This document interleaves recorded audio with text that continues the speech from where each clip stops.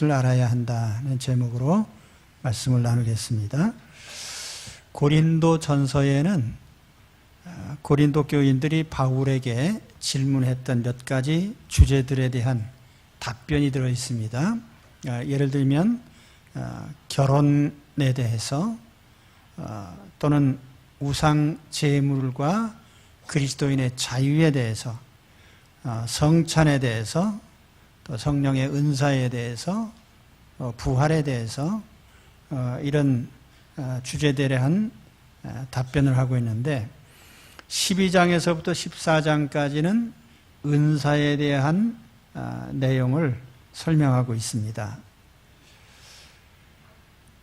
고린도 교인들은 방언이나 예언과 같은 특별한 은사를 많이 받았는데 그 결과로 갈등이 일어났어요. 왜냐하면 어떤 은사가 첫 번째인지, 은사의 우열 문제, 또 이런 은사들을 또 어떻게 사용해야 하는지, 공예배 시에 이런 은사들을 어떻게 질서 있게 해야 하는지, 이런 것들에 대한 답변을 하고 있습니다. 그래서 바울은 은사가 무엇인지, 또 은사를 왜 주셨는지, 이런 은사를 어떻게 사용해야 하는지, 이런 것들을 12장에서 14장까지 설명하고 있습니다.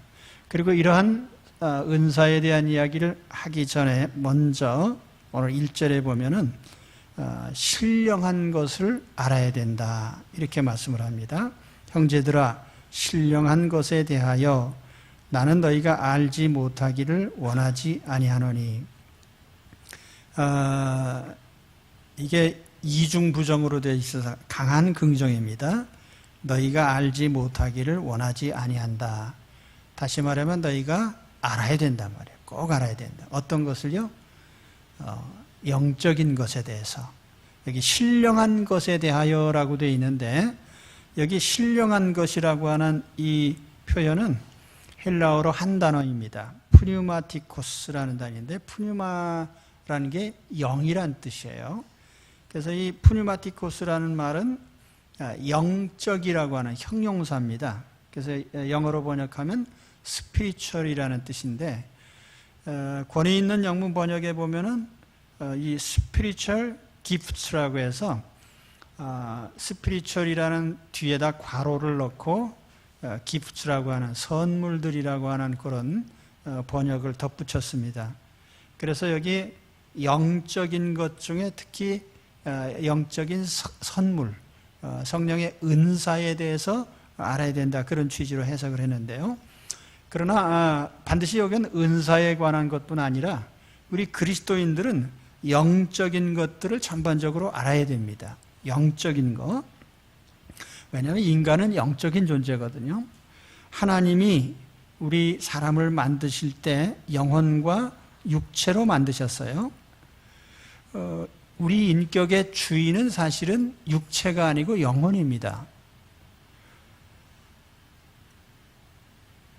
그래서 사람은 육체에 의해서 움직여지는 것이 아니고 사실은 영혼에 의해서 움직여져야 되거든요.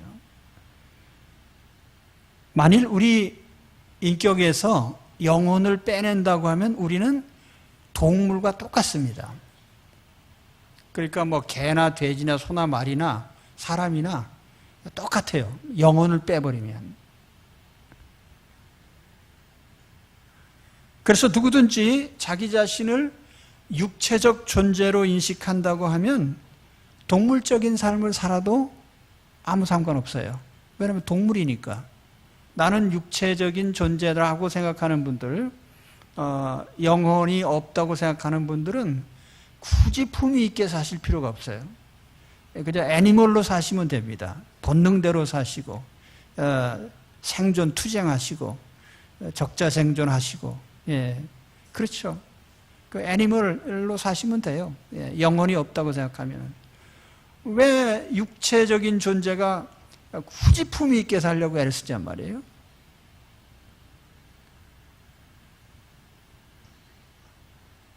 인간은 영적 존재이기 때문에 영혼에 관심을 가져야 돼요.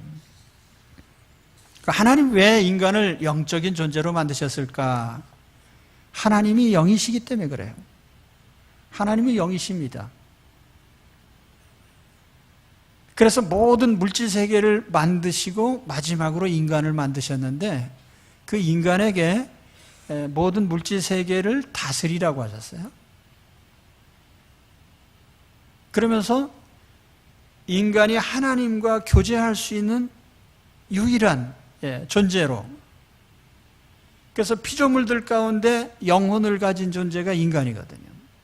물질 세계에 육체를 가진 존재 가운데. 그래서 하나님과 인간은 영적으로 교제를 나눌 수가 있어요. 교류할 수 있습니다. 하나님을 알고 하나님을 경배하고 하나님의 뜻을 따라 살고, 그래서 이 하나님과 교제하는 것이 인간이 영적인 존재이기 때문에 가능합니다.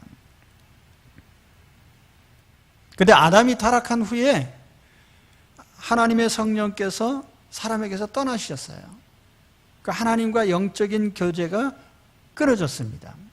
그러다 보니까 인간이 영적인 하나님을 알지 못하고 하나님의 뜻대로 살지도 못하고 하나님을 경배하지도 않는, 그래서 하나님과의 교제가 끊어진 존재가 되어버렸어요. 그런데 우리가 예수 그리스도를 믿고 하나님의 자녀가 될 때에 성령께서 다시 우리 마음에 오셨습니다. 그래서 우리가 영적인 사람으로서의 우리의 본분을 회복한 거죠. 우리가 그리스도인이 됐을 때 우리에게 가장 큰 결과는요, 영적으로 우리가 하나님과 교제할 수 있게 됐다는 사실입니다. 하나님을 알고 하나님을 경배하고 하나님의 뜻을 따르려고 하는, 그래서 사실 우리 신앙생활이라고 하는 것은 육의 번영을 목표로 한 것이 아니고 영적으로 하나님과 교제하는 삶을 목표로 한 것이 우리 신앙생활이에요. 근데 우리 그리스도인 가운데 신앙에 대한 이해를 잘못하고 있는 경우가 있습니다. 우상 숭배하는 사람과 똑같은 신앙생활을 해요. 예수 믿어서 마음 편안하고 육신의 병 고치고 물질적으로 잘 살고, 단지 그저 육체가 잘 되기 위해서 미신을 섬기다가 하나님으로 바꾼 것뿐이지 그 목적이 똑같단 말이에요. 삶의 형태가. 근데 정말 중요한 것은 우리가 영적인 존재로서의 자기 자신을 되찾아야 돼요. 그래서 하나님 앞에 이제 하나님과 교제하는 가운데 영적 삶으로 돌아갈 때에 우리는 비로소 진정한 하나님 자녀로서의 삶을 살게 되는 것입니다. 이게 굉장히 중요한 신앙의 핵심인데 오늘 그리스도인들이 이와 같은 관점을 갖지 못하는 거예요. 그러니까 자꾸 삶이 육신적으로 흐르게 되는 거예요. 병 걸리지 않고 편안하고 돈 잘 벌고 형통하고, 그 축복에 대한 간증하시오 그러면 다 그런 거 간증해요. 내가 얼마나 영적인 사람으로 돌아왔는지, 내가 얼마나 하나님과 가까이 교제하는 사람이 됐는지, 내가 얼마나 하나님의 뜻을 따라 사는 사람이 됐는지, 여기에 초점이 없단 말이에요. 할렐루야. 예. 대표로 아멘 하셔서 감사합니다. 예.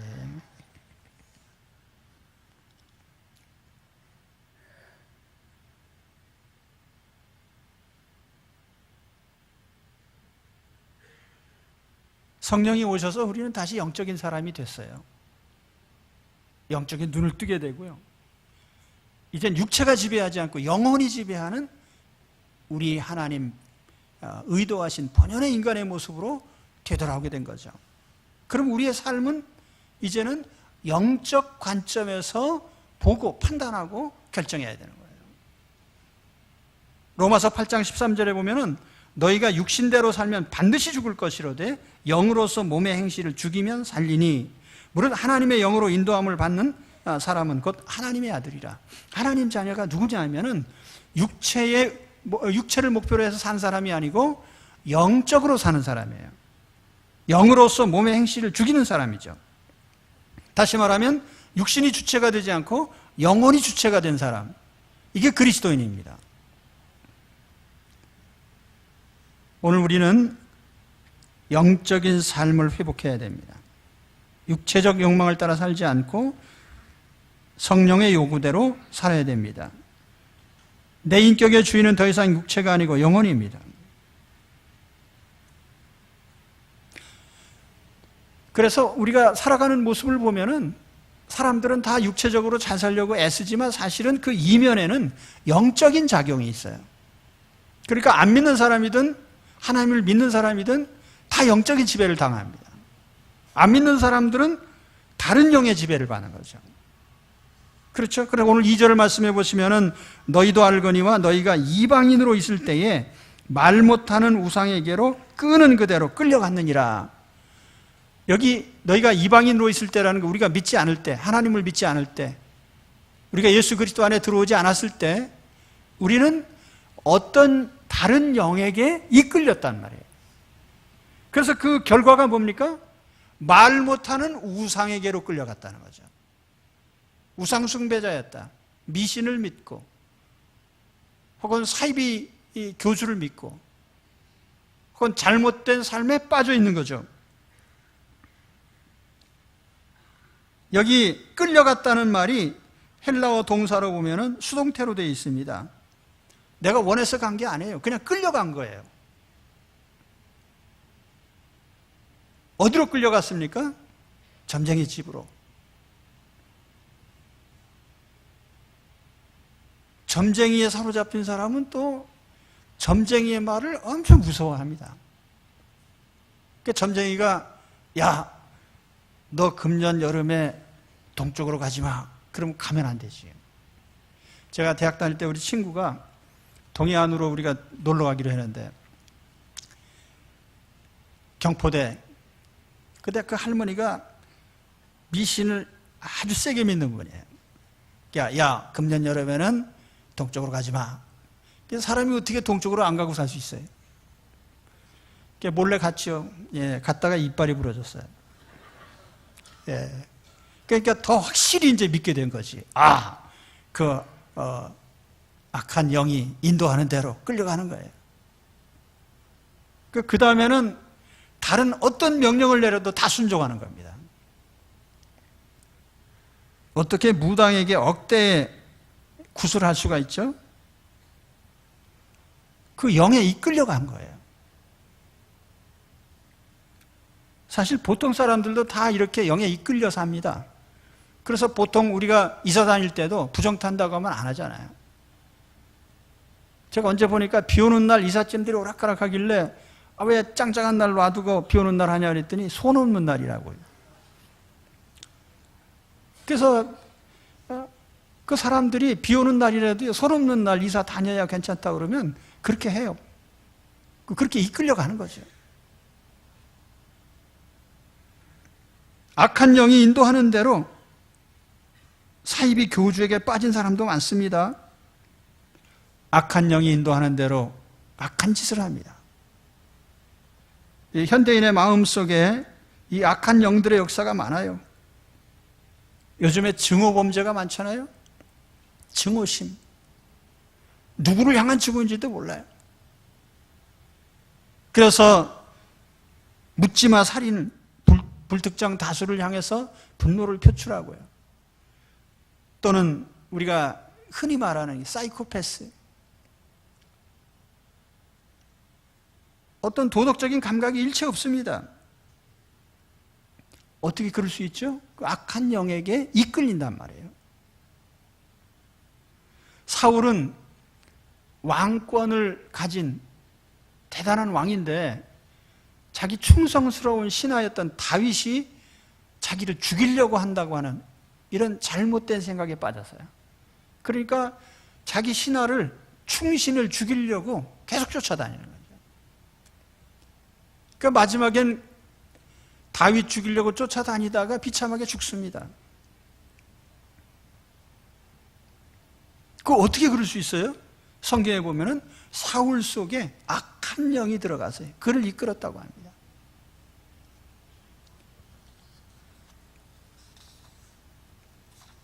사람들은 영에 이끌려서 삽니다. 사실 우리는 동물과 다른 인간의 특성이 뭐냐 하면은요, 사람이 어떤 행동을 할 때 동물의 관점에서 이해 안 되는 행동들을 해요. 그러면 영적으로 이끌려서 살기 때문에. 우리 그리스도인의 삶도 마찬가지예요. 우리는 하나님의 영에 이끌려서 사는 사람들입니다. 하나님의 영에.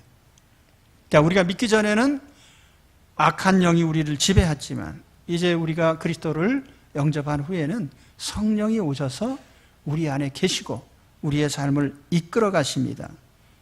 내가 교회 공동체 생활을 하고 예배 생활을 하고 내가 신앙생활을 하는 것이나 가정생활을 하는 것이나 사회생활을 하는 것이나 여기에 다 성령께서 간섭을 하십니다.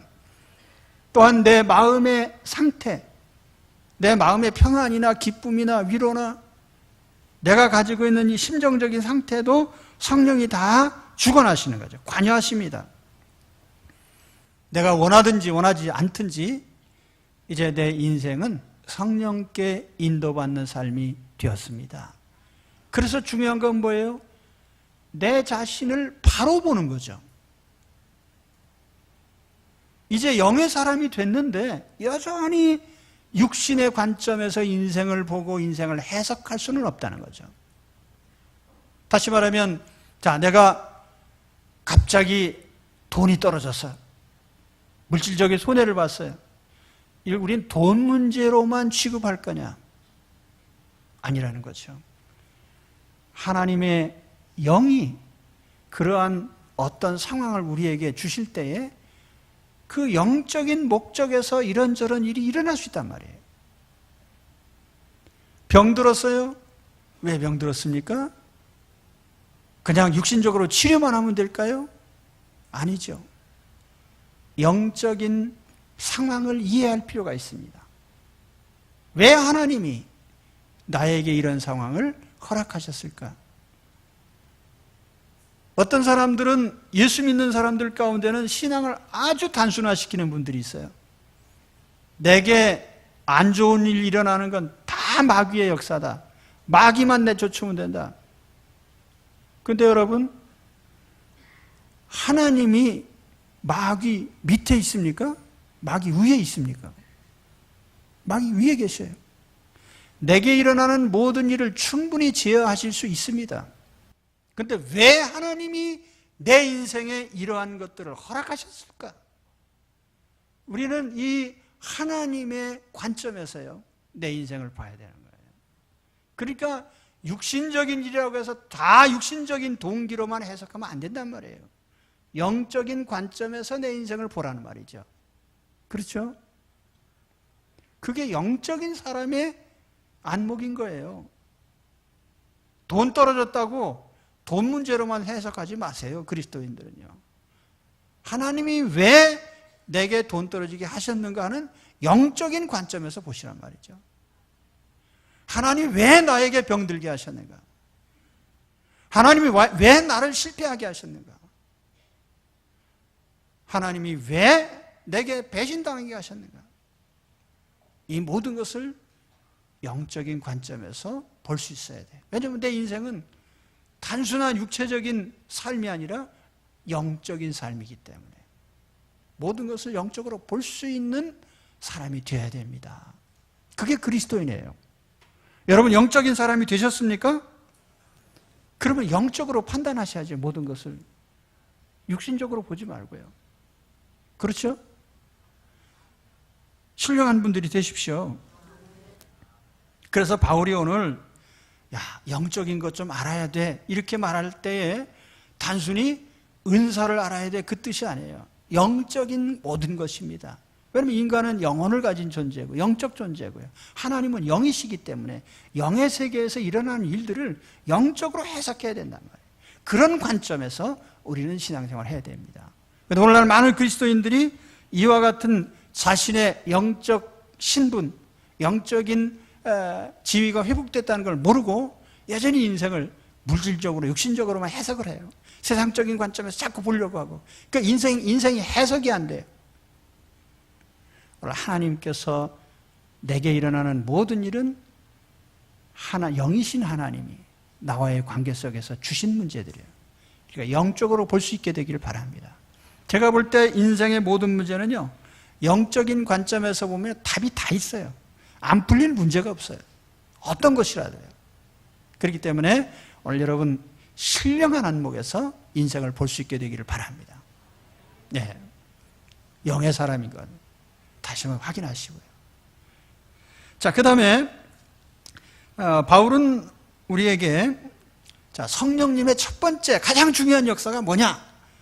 이걸 이제 한마디로 설명을 하는데, 그것은 하나님의 택한 자들이 예수님을 구주로 믿고 고백하게 하는 것이다. 이게 오늘 3절 말씀에 나옵니다. 그러므로 내가 너희에게 알리노니 하나님의 영으로 말하는 자는 누구든지 예수를 저주할 자라 하지 아니하고 또 성령으로 아니하고는 누구든지 예수를 주시라 할 수 없느니라. 예수님을 향해서 나의 구주여 나의 하나님이라는 신앙 고백을 하게 된 것이 성령님의 역사입니다. 성령께서 그렇게 인도해 주셨기 때문에 그 고백을 하게 된 거예요.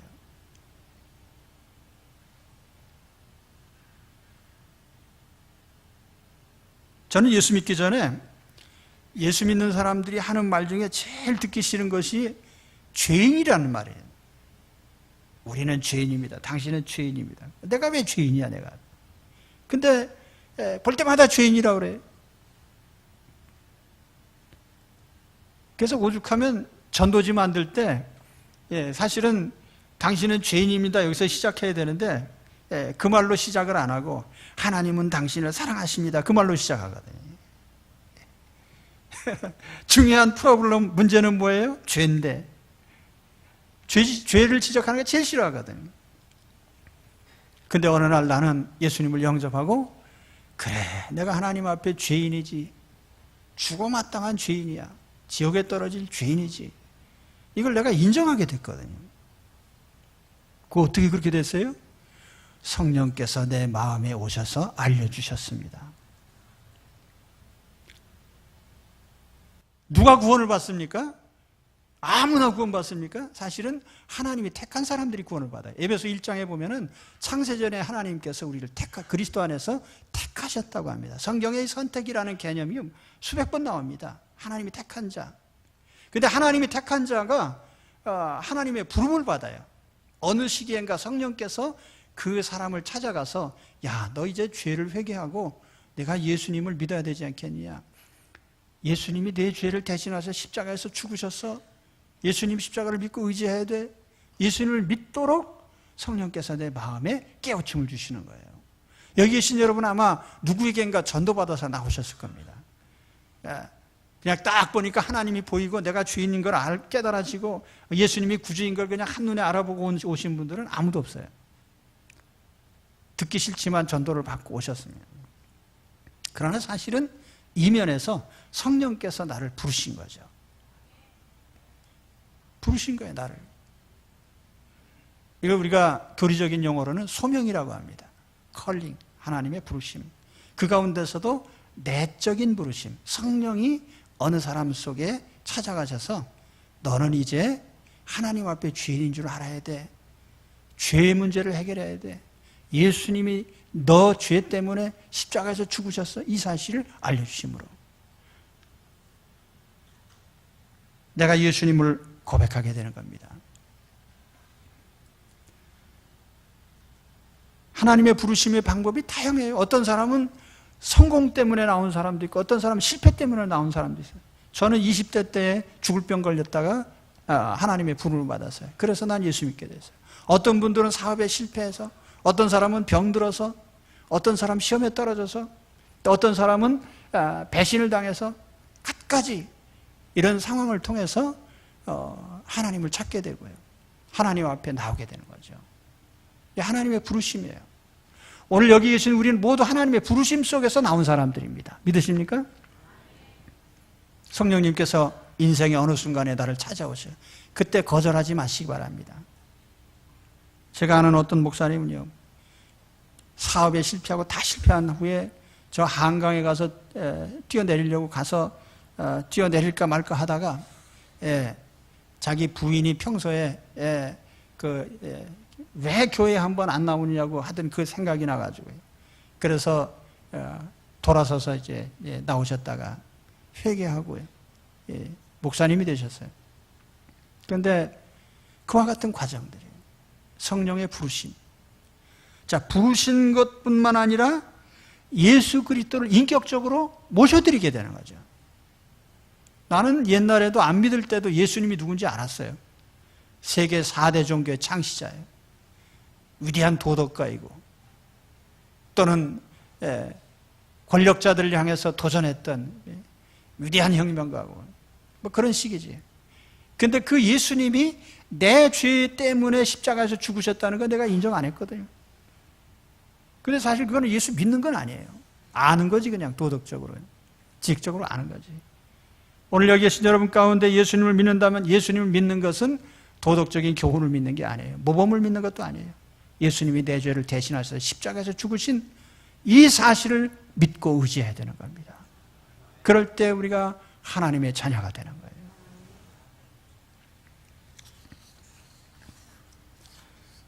수제자 베드로가 예수님 만났을 때 어떤 고백을 했습니까? 마태복음 16장 16절에 보면 시몬 베드로가 대답하여 이르되 주는 그리스도시요 살아계신 하나님의 아들이십니다.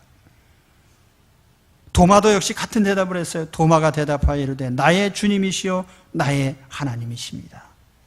이 신앙 고백이 어디서 나왔어요? 성령께서 알려주셨기 때문에 내가 인정하고 고백하게 된 겁니다. 성령님은 내가 날마다 예수님을 의지하도록 만드십니다. 사실 우리에게 다가오는 모든 삶의 현실들, 현재 내가 가진 모든 조건, 아마 여기 계신 분 가운데는 하나님 내 현재의 삶의 조건을 좀 바꿔주세요, 이런 간절한 마음을 가지신 분들이 많을 겁니다. 그러나 그거 이전에 우리가 알아야 될 것은 이 모든 조건 속에서 우리는 충분히 행복할 수 있습니다. 우리는 이 모든 조건 속에서 충분히 만족할 수 있습니다. 어떻게 해요? 우리가 영적인 눈이 떠져서 하나님을 영적으로 만날 수 있다면 내게 있는 모든 것들이 하나님께서 허락하신 것이고 왜 하나님이 허락하셨는지를 알아갈 때 우리는 새로운 기쁨을 얻게 되는 거죠.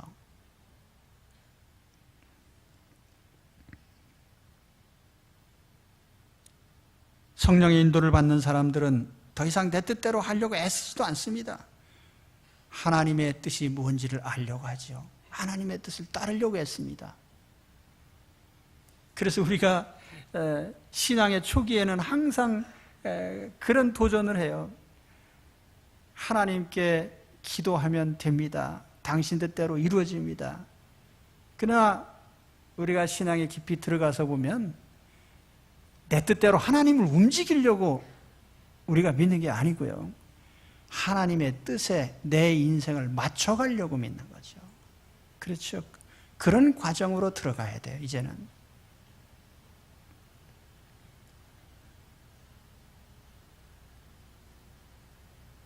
성령님은 내 인생의 후견인이고 보증인이십니다.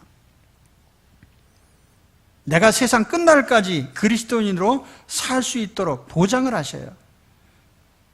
이걸 교리적으로 우리가 인치심이라고 합니다. 인치심. 자, 요 용어에 대해서 잠시 후에 또 설명을 드리죠. 우리가 가끔 그런 근심을 해요. 내가 예수 믿다가 실족하면 어떡할까? 신앙 팔아먹으면 어떡할까? 그런데 사실 걱정할 건 없어요. 왜냐하면 하나님이 택하여 부르신 사람들은 절대로 실족하지 않도록 성령님이 신원 보증을 하시거든요. 인치심이라는 건 도장 찍었다는 뜻이에요. 보증을 섰다는 뜻이에요. 사실 나는 인간적으로 연약한 인성을 가지고 있기 때문에 수시로 실망도 하고 낙심도 하고 좌절도 하고 실패도 합니다. 그렇지만 성령께서 이러한 나를 끝까지 책임지시고 하나님의 자녀로서 살아가도록 도와주시는 거예요. 내가 하나님 품에 이를 때에는 흠없는 하나님의 자녀가 되게 하십니다. 안심하고 믿으시기 바랍니다. 자, 성령님께서 이렇게 첫 번째로 중요한 역할을 하시는 것은 내가 예수님을 믿고 의지하도록 만드신다는 거예요. 신앙 고백을 하도록 만드시는 거예요. 성령님의 첫 번째 역사는 영혼 구원입니다. 할렐루야. 오늘 내가 구원받은 것은 성령님의 역사의 결과예요. 자, 그 다음에 또 한 가지. 자, 이런 사실 때문에 어떤 사람이 정말 성령의 사람인지 진짜 하나님의 자녀가 됐는지 안 됐는지를 뭘로 구별합니까? 그 사람의 신앙 고백을 통해서 판단할 수가 있어요. 성령의 사람인지 아닌지. 만일 누가 예수님을 나의 구주, 나의 하나님으로 고백한다면 그 사람은 그리스도인이죠. 성령의 사람이에요. 그런데 만일 이 고백을 하지 않는다면 그는 가짜입니다. 내가 너희에게 알리노니 하나님의 영으로 말하는 자는 누구든지 예수를 저주할 자라 하지 아니하고, 예수를 욕하지 않는다는 뜻이에요.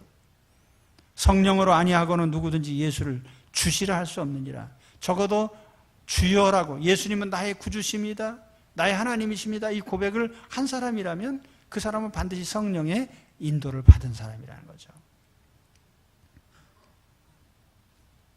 우리 신앙은 고백으로 나타납니다. 그 신앙 고백이 중요해요. 주여 내가 믿습니다. 주님은 나의 주시고 나의 하나님이십니다. 이 신앙 고백이 굉장히 중요해요. 우리가 세례받기 전에도 신앙 고백을 받거든요. 저는 임종을 앞둔 분들을 가끔 만납니다. 요즘에는 그 임종 지켜보는 경우가 그다지 많지 않아요. 다들 병원에서 이제 돌아가신 분들이 많고, 예전에는 집에서 돌아가신 분들도 많았고요. 병원에서 임종을 지켜본 경우도 많았어요. 근데 그때 이제 물어보거든요. 마지막으로 이제 의식이 아직 있고 이제 그럴 때에, 내가 하나님 앞에 죄인인 거 아시죠? 예수님 굳게 믿고 의지하시죠? 예수님 믿고 의지하세요? 내가 예수님 믿습니다. 아멘. 그럼 따라하죠. 근데 그게 쉬운 고백 같지만 그렇지 않아요. 또 어떤 분들을 보면은요, 마지막 죽을 힘을 다하여 예수님을 부인하고 돌아가셔. 참 이상해, 그게. 그래서 나는 하나님 앞에 죄인인 줄 아시죠? 아닙니다. 예수님을 구주로 믿으시죠? 안 믿습니다. 그러고서는 꼴까닥 돌아가신다니까요. 그래서 내가, 아니, 세상에 어떻게 마지막 돌아가시 직전의 힘을 다 모아서 아니라고 할 수 있을까요? 근데 사실 그래서 제가 개인적으로 생각한 것이, 하나님께서 예수님을 믿게 해주신 자가 믿는구나. 그 신앙 고백이 쉬운 것 같지만 그런 게 아니에요. 하나님이 고백하게 하신 자가 고백하는 거예요. 어떤 분은 평생 예수님을 믿지 않고 거부하던 분도요, 마지막 순간에 예수님을 영접하고 돌아가십니다. 저는 그런 분들을 몇 분 봤고요. 제가 직접 병원에서 세례를 베푼 경우도 많습니다. 내가 이제 평생 살았지만 난 잘못 살았습니다. 하나님 앞에 죄인입니다. 이제 내가 예수님을 믿습니다. 그리고 이제 편안한 마음으로 세례받고 그리고 돌아가시고. 그렇죠? 그런 분들이 많단 말이에요. 우리가 이런 판별법에 의해서 이단자들도 마찬가지예요. 근데 많은 이단자들 가운데 보면은 예수님을 부분적인 성공자로 봅니다. 예수님을 절반만 믿거나 혹은 껍데기만 믿거나 잘못 믿어요. 우리나라에서 한때 굉장히 세력을 뻗쳤던 모 이단의 교주, 박모 교주가 있는데, 그 양반은요, 빨간 십자가 붙이고 예배당 세워서 전국 곳곳에 이제 예배당 많이 세웠죠. 근데 나중에 십자가 떼어내고요, 감람나무 붙였다가 비둘기 붙이고 그랬다가 이제 나중에 그것도 다 없애버렸어요. 그리고 하나님의 취임식을 했지. 하나님의 취임하신 후에 돌아가셨어요. 웃으라고 하신 말씀이에요. 하나님이 어떻게 취임식을 합니까? 근데 아무튼 그분이 처음에는 예수님을 빙자하다가 예수님은 실패자다 그러기 시작하더니 나중은 예수님을 막 이제 욕하면서 그러니까 예수 그리스도가 나의 구주, 나의 하나님인 것을 결코 고백하지 않습니다. 또 다른 우리 한국에서 일어나는 큰 이단 교주는요, 예수님은 영적으로만 구원을 하신 분이고 육신 구원은 실패했다 이렇게도 주장했어요. 그래서 묘한 그런 의식을 만들어내고 그러는데요, 예수님을 절반의 성공자로 하거나 예수 믿는 것이 뭔가 불완전하다고 하거나, 또 어떤 최근에 우리 한국의 어떤 교주는요, 자기가 성령님이라 그래요. 성령님이야. 내가 볼 땐 사람인데 자기가 성령님이래요. 근데 아무튼 이런 잘못된 공통점은 뭐죠? 예수님을 결코 나의 구주로 고백하지 않습니다. 자, 여러분, 오늘 나는 예수님을 나의 구주, 나의 하나님으로 고백하십니까? 근데 이 신앙 고백이요, 입술의 고백도 있어야 되지만은요, 실질적인 내적 고백이 돼야 돼요. 그래서 내가 정말 예수님이 나의 주인이시고, 그래서 내가 주님의 명령을 따르는 자가 되어야 되는 거죠. 그럴 때에 나는 진정한 그리스도인이 되는 것입니다. 내가 살아가는 모든 순간에 나의 생각까지, 사상까지, 사고방식, 모든 것이 주님의 뜻을 따르는 자들이 되어야 됩니다. 그것이 신앙 고백의 의미예요. 말로만 나의 주심이다가 아니라 주시기 때문에 주의 명령을 따르는 자가 되는 거죠. 자, 마지막으로 성령과 관련된 좀 상식적인 것들을 몇 가지 말씀드리고서 말씀을 맺겠습니다. 성경에 보면은 성령과 관련된 특별한 용어들이 많이 나와요. 예를 들면 성령의 세례, 성령의 인치심, 성령의 은사, 성령의 열매, 성령 충만. 자, 이게 다 무슨 뜻이냐? 약간 정리를 할 필요가 있어요. 성령 세례라고 하는 것은 우리가 최초로 예수님을 믿을 때에 성령님이 우리 가운데 임하셔서 우리 가운데 거주하시는 성령의 내주를 시작하실 때 우리를 성령 세례라고 합니다. 근데 어떤 교파에서는 혹간 이 세례와 은사를 용어를 바꿔서 쓰기도 하는데, 분명히 은사와 세례는 다릅니다. 세례라는 것은 일생에 한 번 받는 것이고, 그것으로 말미암아 우리가 하나님 자녀로서의 신분을 확보하는 거예요. 그래서 성령의 세례는 우리가 예수님을 믿을 때 최초로 성령이 우리에게 오셔서 내주하신 것을 말합니다. 그 성령의 인치심이라는 게 뭐냐? 인치심이라는 것은 아까도 말씀드렸지만 보증을 선다는 뜻이에요. 도장을 찍는다는 뜻인데, 무슨 도장을 찍어요? 무슨 보증을 섭니까? 내가 하나님의 자녀로 틀림없이 구원받도록 그 구원에 대한 보장을 하신단 말이에요. 누가요? 성령님이. 그걸 우리는 성령의 인치심이라고 하는 거예요. 그러니까 우리가 그리스도인이라면 우리는 다 성령 세례도 이미 받은 분들이고 인치심도 이미 받은 분들이에요. 믿으십니까? 네. 그 다음에 성령의 은사라는 게 있어요. 은사라는 건 뭐냐면 이 카리스마타, 복수형으로 카리스마타, 단수형으로 카리스마라고 하는, 이것은 선물이라는 뜻입니다. 근데 하나님이 선물을 왜 주셔요? 이유도 없이 주십니까? 성령의 선물을 주시는데, 예를 들면 이런 것들입니다. 직분, 목사, 교사, 우리가 교회 안에서 맡은 여러 직분들, 집사니, 권사니, 이런 직분들이 은사입니다. 또 능력의 은사도 있어요. 말씀을 전하고, 혹은 지혜, 지식, 병을 고치고, 귀신을 내쫓고, 특별한 다스림의 능력을 가지고, 이런 것들이에요. 근데 이런 거 왜 주셔요? 하나님의 교회 공동체를 유익하게 세우시기 위해서. 그래서 우리 성도들이 하나님의 교회를 잘 섬기도록 필요한 능력들을 주시는 거예요. 직분도 주시고 능력도 주시고, 목표가 뭐냐면 교회 공동체를 올바로 세우는 데 쓰라는 것입니다. 그것이 은사예요. 아시겠습니까? 선물. 그러면 열매라는 건 뭐냐? 성령의 열매. 열매라는 것은 문자 그대로 어느 과정을 통해서 나타나는 결실인데, 열매는 우리 인격 속에 맺혀지는 겁니다. 우리 그리스도인의 마음 속에, 인격 속에 생겨나는 결과물이에요. 거기에 갈라디아 5장 22절에 보면은 사랑과 희락과 화평과 오래 참음과 자비와 양선과 충성과 온유와 절제와 같은 이런 열매들이 있다. 자, 예를 들어서 우리가 사랑의 열매가 우리 마음속에 있어요. 열매라고 하는 것은 그냥 갑자기 주어지는 게 아니에요. 어떤 과정을 거쳐야 나타나요. 농사꾼이 씨를 심었는데 씨를 심고 싹이 나고 기임을 맺고 거름을 주고 자라게 하고 어느 과정이 지나면 열매가 나타나잖아요. 그러면 우리가 예수 그리스도 안에서 예수 믿는 사람으로서 하나님의 말씀을 따라 순종하면서 살다 보니까 내 마음속에 성령의 결과물이 성령께서 맺게 해주시는데 그게 성령의 열매란 말이에요. 그 가운데는 사랑의 열매. 그러니까 사랑의 열매가 있는 사람은 그 열매가 없어지질 않아. 내 마음속에 성령의 사랑의 열매가 있어서 하나님의 사랑을 받아들이고 하나님을 사랑하고 다른 사람을 사랑하고 받아들이는 사랑의 사람이 되는 거죠. 자, 기쁨의 열매가 있단 말이에요. 그러면은 그 기쁨이 잠깐 있다 없어지는 게 아니에요. 어떤 환경에서도 항상 기쁨을 유지할 수 있는, 왜냐하면 그건 내 인격 속에 있는 것이기 때문에 기쁨의 본질을 가진 사람이 되는 거예요. 그게 열매란 말이에요.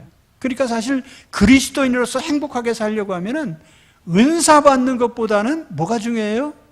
열매가 중요한 거예요. 내 인격 속에 맺혀져서. 그래서 성령의 열매가 있는 사람은 그리스도인으로 진정 행복한 삶을 살 수 있습니다. 어떤 상황에서든지 행복한 삶을 살 수가 있어요. 그죠? 여러분 성령의 열매 맺는 사람들이 돼야 돼요. 근데 열매는 하루 이틀 안 되거든요. 마음에 그리스도인으로서의 어떤 말씀에 순종하는 삶의 결과로서 생겨나는 거예요. 그게 성령의 열매예요. 그러니까 여러분 열매 맺는 사람들이 되시기 바랍니다. 그 다음에 마지막으로 성령 충만이라는 용어인데, 충만이라는 건 문자 그대로 가득 채워지는 거예요. 내 인격이 성령에 완전히 100% 지배당하는 것입니다. 그러니까 성령 충만한 경우에는 내 자아가 죽고 내 뜻대로 하질 않아요.